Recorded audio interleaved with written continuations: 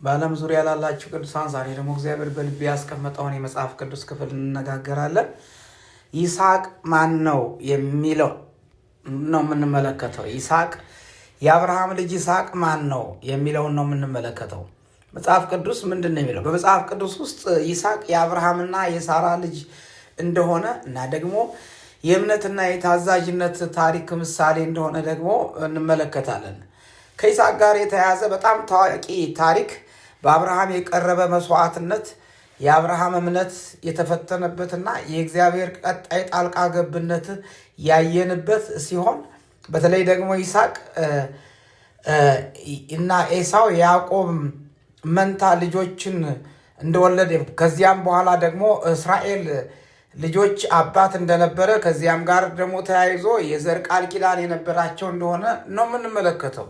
እና ይስሐቅን ስንመለከት ግን አንድ ትልቅ ነገር በመጽሐፍ ቅዱስ ውስጥ ማለት ነው እግዚአብሔር ከሰዎች ጋር ቃል ኪዳን የገባበት ከአብርሃም ጋር በተለይ ከሰው ጋር ቃል ኪዳን ገብቶ እግዚአብሔር በዓለም ላይ ያለውን ሰው ያስደነቀበት የእምነት ታሪክ የቃል ኪዳን ታሪክ ማን ነው? የአብርሃም ታሪክ ነው። ስለዚህ ደግሞ ልጁ ይስሐቅ ደግሞ የአባቱን የቃል ኪዳንን ታሪክ እየሰማ ማደግ ብቻ ሳይሆን በዚያ የቃል ኪዳን ውስጥ የገባ ልጅ ነው። ስለዚህ የቃል ኪዳን ልጅ ነው። የመጀመሪያው ይስሐቅን ብለን ስናስብ ማን ነው ብለን ብንል ከአብርሃምና ከሳራ የተወለደ በጣም የሚገርመው ነገር ይሄ በእርጅና ዘመናቸው የወለዱትን ልጅ ይስሐቅ ከመምጣቱ በፊት ግን አብርሃም የተፈተነበት ፈተናዎች በጣም ብዙ ፈተናዎች ነበሩ። ይስሐቅ ከመጣም በኋላ ሌላ ፈተና፣ ይስሐቅ ከመምጣቱም በፊት የነበረው ፈተና ደግሞ ሌላ ነው። ወደ ዘፍጥረት ምዕራፍ 16 ላይ ሄደን ብንመለከት ሳራ ልጅን ስለምትፈልግ ወደ አጋር እንዲገባ ነገረችው። ከዚያ በኋላ ከአጋር የሚወለደው ልጅ ደግሞ በስሟ ይጠራ ዘንድ ትፈለገች። ነገር ግን በጣም አስጨናቂ ነገር ሆነ። ከዚያ አብርሃም ወደ አጋር ገብቶ የወለደው ልጅ እስማኤል ነው። እስማኤል 13 ዓመት እስኪሞላው ድረስ አብርሃም በጸጸት ውስጥ ነበር። ምክንያቱም እግዚአብሔር ልጅ እንደሚሰጠው ቃል ገብቶለታል። ቃል የገባውን ነገር አፍርሶ በሳራ ምክንያት ቃል የገባውን ነገር አፍርሶ ወደ አጋር ገብቶ እስማኤልን አምጥቷል። ይስሐቅ የቃል ኪዳኑ ልጅ እስኪመጣ ድረስ ግን 13 ዓመት ማለት ነው። እስማኤል 13 ዓመት ከሞላው በኋላ ነው ይስሐቅ የተወለደው። በእንደዚህ ጊዜያቶች ሁሉ አብርሃም በጭንቅ ላይ የነበረ ሰው ነበረ። ያዘን ሰው ነበረ። የቃል ኪዳን አምላክ እግዚአብሔር ቃል ያገባለት ሰው፣ ነገር ግን በመካከል ቃል ኪዳን እያለው ቃል ኪዳን እንደሌለ ሆኖ እስማኤልን በማንጣቱ አሁን ግን የቃል ኪዳኑ ልጅ ይስሐቅ መጣ። ከዛ በኋላ ከብዙ ፈተና በኋላ ይስሐቅ መጣ። ይስሐቅ ለአብርሃም ለሳራ የተወለደለት ቀድሞውኑ የመውለጃ ጊዜያቸው ካለፈ በኋላ ሲሆን እግዚአብሔር ከነሱ ጋር የገባውን ቃል ኪዳን ለመፈጸም ሲል በሰዎች ወግ ላይ ሳይሆን ከሰዎች ወግ ውጭ የሆነ ተአምር አድርጎ ይስሐቅ እንዲወለድ አደረገ። እግዚአብሔር ስሙ የተባረከ ይሁን። እግዚአብሔር የአብርሃምን እምነት የፈተነበት ነው። የሚወደው ልጁ ነው። በዘፍጥረት ምዕራፍ 22 ላይ እንዲህ ነው። በቃ እግዚአብሔር የሰዎችን ልጆች ደም ወይንም መስዋዕትነት አይፈልግም። ነገር ግን የአብርሃምን እምነት ለመፈተን አንድያ ልጅህን በሞሪያ ተራራ ላይ ሰዋልኝ አለው እግዚአብሔር እንደተናገረው አብርሃም ደግሞ ወደዚያ ሄዶ ሊሰዋ እንዲህ አለ፣ እንመለሳለን መስዋዕት አድርገን ሰውተን አምልከን የእስራኤል አምላክ እግዚአብሔርን እግዚአብሔር ስሙ የተባረከ ይሁን። አብርሃም ውስጥ ያለ ታላቅ እምነት። ስለዚህ እንዲህ ያለ ሰው ነበረ ይስሐቅ ብለን መጽሐፍ ቅዱስ ስለ ይስሐቅ ሲያወራ የቃል ኪዳን ልጅ ነበረ። ይስሐቅ ከአብርሃምና ከያዕቆብ ጋር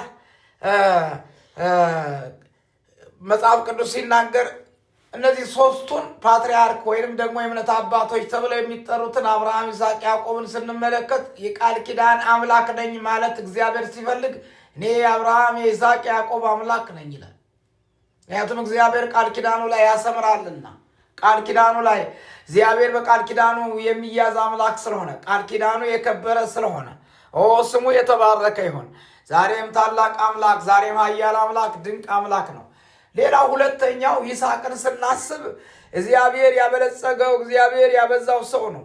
ወደዚያ ወደ ዘፍጥረት ምዕራፍ 26 ላይ ሄደን ወደዚያ ወደ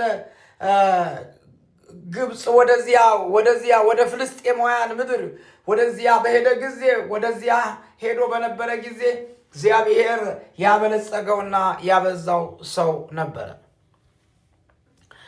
ዘፍጥረት ምዕራፍ 26 ላይ ያለው ታሪክ ደግሞ የተለየ ነው። ምክንያቱም ምንድነው? በዚያ ደግሞ እግዚአብሔር ለይስሐቅ አንተ አገር ቀይረ ወደ ፍልስጤም ምድር መጣ እንጂ፣ ነገር ግን አሁን እዚያ ፍልስጤም የሚሆነው እኔን ላላወቁ ሰዎች ነው። ፍልስጤም የኔ ነው አለ እግዚአብሔር። ምድርና ሞላዋ የኔ ስለሆነ አንድ ነገር አለ እግዚአብሔር። ስሙ የተባረከ ይሁን። በዚያ ደግሞ እግዚአብሔር እውነትም የቃል ኪዳን አምላክ መሆኑን ስለሚፈልግ ይስሐቅ ምን አደረገ? አንድ ነገር አለ። እግዚአብሔርን በአንድ ስም ያዘው፣ በአንድ በከበረ ስም ያዘው። እግዚአብሔር ብዙ ስሞች ያሉት፣ ነገር ግን ይስሐቅ የተጠቀመበት ስም ኤል ኦላም የሚል ነው።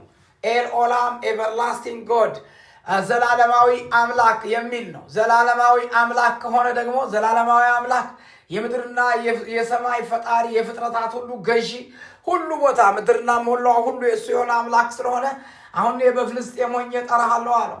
እዚያ በኋላ ማለት በጌራራ ሀገር እረኞች ጋር ጠብ በሆነ ጊዜ ይስሐቅም ልጆች በዚያ በነበሩ ጊዜ በዚያ ጦርነት በፈጠሩ ጊዜ በውሃ ምክንያት የዛን ጊዜ ይስሐቅ ያለው እንዲህ ነው፣ እልፍ ብላችሁ ቆፍሩ እያለ የመጀመሪያዋ ኤሴቅና ስጥና የሚባሉ ጉድጓዶች ነው ያገኙት። ጥላቻና ጥል ብለው ተረጎሟቸው። ከዚያ በኋላ ግን አሁንም እልፍ ብላችሁ ቆፍሩ አለ። አሁን ወደ ፍልስጤም ስመጣ የጦርነት ዘመን ሳይሆን የሰላም ዘመን ነው። ነገር ግን የቃል ኪዳን አምላክ ከኔ ጋር አለ። ኤል ኦላም ብዬ የምጠራው አምላክ ከኔ ጋር ስላለ እናንተ እልፍ ብላችሁ ቆፍሩ አለ። ወደዚያም ደግሞ እልፍ ብለው ቆፈሩ ይላል። እዚያ በኋላ ሮቦት የምትባለውን ጉድጓድ አገኝ። ሮቦት አሁን እግዚአብሔር አሰፋልን በምድርም እንበዛለን የሚል እግዚአብሔር ስሙ የተባረከ ይሁን። ወደዚያ ችኛዋ ወደ መጨረሻዋ ማንም ወደሚያሻማት ጉድጓድ ሄደው እግዚአብሔር ያበለጸገውና እግዚአብሔር የረዳው ሰው ሆኖ እንመለከታለን። እና ስለዚህ ይህንን ሰው ይህ ይስሐቅ ብለን የምንለው ሰው በዚህ ሰው ሕይወት ውስጥ ያሉ ትምህርቶች፣ አስደናቂ ትምህርቶች፣ 4 ነገሮችን እንመለከታለን። የይስሐቅና የርብቃ ታሪክ ትዳር በፍቅር ብቻ ሳይሆን በእምነት ላይ የተመሰረተ እንደሆነ ያስተምረናል። የመጀመሪያው ከዚህ ከሕይወቱ የምንማረው ትምህርት የይስሐቅና የርብቃ ታሪክ ዘፍጥረት ምዕራፍ 4 ላይ አብርሃም አገልጋዩን ለይስሐቅ ሚስት እንዲፈልግ የላከበት ታሪክ ነው የምንመለከተው። ሚስት ማን እንደምትሆን ለመለየት እንዲረዳ አገልጋዩ ማለትም ተነሳና ልዩ የሆነ ጸሎት ጸለየ። እግዚአብሔርም የአገልጋዩን ጸሎት ሰማና ከተከታታይ ልዩነት ሁኔታዎች በኋላ ርብቃ እሷ እንደምትሆን ተወሰነ።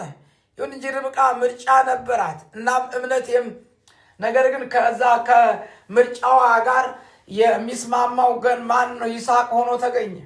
እንዲያውም ደግሞ ላባና ባቱኤል መለሱ። ወደዚያ የዚህ አብርሃም ሎሌ በሄደ ጊዜ ወደዚያ ሲሄድ ወደዚያ ቤት በገባ ጊዜ በምልክት ስለሄደ እግዚአብሔር ፊት ጸልዮ ስለሄደ እንዲህ አሉ። ላባና ባቱኤል መለሱ፣ ክፉም ደግም እንድንናገር አንችልም፣ ርብቃ እንዋት አሉት። ይሄ ነገሩ ከእግዚአብሔር ዘንድ መጥቷልና ስለዚህ ነገሩን ከእግዚአብሔር ዘንድ የመጣ ስለሆነ የርብቃ ይስሐቅን የማግባት ጉዳይ ስለዚህ ይቻት ርብቃ ውሰዷት ብለው እንደሰጡ እንመለከታለን። እግዚአብሔር ስሙ የተባረከ ይሁን። ይስሐቅ ሚስት ያገኘው በእግዚአብሔር ምልክት በእግዚአብሔር ጸሎት ነው። ሌላው ሁለተኛ በይስሐቅ ሕይወት ውስጥ የምናየው ነገር እግዚአብሔር የተጎዱ ቦታዎችን በአዲስ ግንኙነት ፈውሶ እንደሆነ እንመለከታለን። በተለይ ደግሞ ወደዚህ የዚህን ታሪክ የዚህ የይስሐቅን ታሪክ ስንመለከት እንዲህ ነው። በዚህ የይስሐቅና የርብቃ ታሪክ ውስጥ ሌላው ነጥብ አብርሃም ለልጁ ሚስት እንዲፈልግ ያነሳሳው ነገር ይህን ከማድረጋቸው በፊት የብዙ ዓመታት ሚስት ሶራ በቅርቡ ሞታለች። ስለዚህ አንድ ነገር ሆነ። ሳራ ስለሞተች አብርሃም በሐዘን ላይ ሆነ። በሐዘን በጭንቅ ላይ ባለበት ጊዜ ነው። ከዚያ በኋላ የሳራ ሞት ደግሞ እናቱ ስለሞተች ይስሐቅ በሐዘን ላይ ነበር። በሐዘን በጭንቅ ላይ ነበር የነበረው። ርብቃ መጣች፣ ከእናት ሞት የምታጽናና። የተጎዱትን ለመፈወስ እግዚአብሔር የሚጠቀምበት መንገድ የተለያየ ነው። ነገር ግን ለዚህ ለይስሐቅ የእናት ሞት ጉዳት ርብቃ ነበረች ፈውስ ልትሆን የመጣችው። ስሙ የተባረከ ይሁን። የእስራኤል ቅዱስ እግዚአብሔር ስሙ የተባረከ ይሁን። ሰዎችን በሕመማቸው መፈወስ የሚያውቅ ጌታ ዛሬም ወገኖቼ እንደዚህ ይፈውሳል። ሶስተኛ የይስሐቅና የርብቃ ታሪክ የሚያሳየን እግዚአብሔር ጸሎትን እንደሚመልስ ነው። ነገር ግን ሁልጊዜ በጸሎት ሰሌዳችን ላይ አንድ ነገር እናስብ። ጸሎት ስንነግረው የእስራኤል አምላክ እግዚአብሔር የሚመልስ አምላክ እንደሆነ ይህንን እናስብ። ጸሎት ለርብቃ መምጣት ዋና ወሳኝ የሆነ ነበረ። ይስሐቅም የ40 ዓመት ጎልማሳ ነበረ። የሶርያን የባቱኤል ልጅ ርብቃን ባገባ ጊዜ የሶርያንም የባቱኤል ልጅ ርብቃን አገባ። ዘፍጥረት ምዕራፍ 25 ከቁጥር 20 እስከ 21 ድረስ ይህንን ነገር ነው የምንመለከተው። ይህን ስንመለከት ከዚያ በኋላ ወንድሙ በእጁ የያዘውን ኤሳውን ተረከዝ ይዞ በወጣ ጊዜ በዚያስ ስሙ ያዕቆብ ተባለ። ከዚያ በኋላ የተወለዱት ልጆች ያዕቆብና ኤሳው ናቸው። ያዕቆብና ኤሳው ልጆች ተወለዱለት። የሚገርመው ነገር ይሄ ነው። የሚያስደንቀን ነገር ይሄ ነው።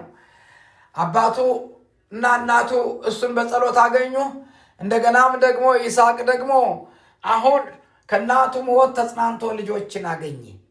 ይሄ ድንቅ ጌታ፣ ይሄ ኃያል አምላክ አንድ ነገር ታሪካችን መንገድ ላይ ሊቆም ነው ሊያበቃ ነው ብለን ስንል ታሪክን እየቀጠለ ታሪክ የሚሰራ የእስራኤል አምላክ እግዚአብሔር ከይስሐቅ ጋር የነበረ ዛሬም ከኔና ከናንተ ጋር አለ።